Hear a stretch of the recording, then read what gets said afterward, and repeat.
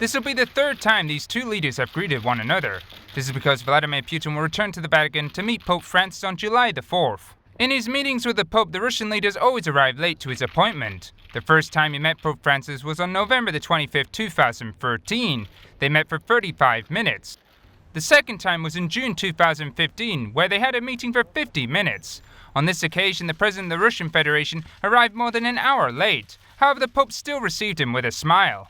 As discussed in their previous meetings, it is very likely they will focus on issues such as the forgotten war in Ukraine, as well as the situation in the Middle East. This is because Russia has taken on a major role there, especially in Syria.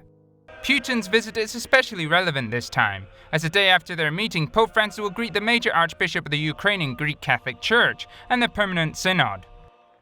The Pope has summoned them to Rome precisely to talk about the war in Ukraine. Since 2014, it has claimed the lives of more than 10,000 people. The Ukrainian forces are fighting against pro-Russian separatists supported by Moscow. Pope Francis is practically the only world leader who has remembered the suffering caused by this conflict.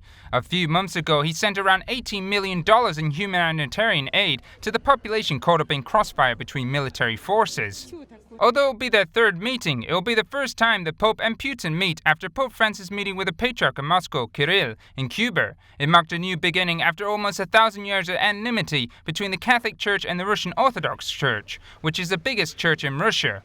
Vladimir Putin will visit the Vatican for the 6th time. He met John Paul II twice, once with Benedict XVI, and this will be the third time he will meet Pope Francis.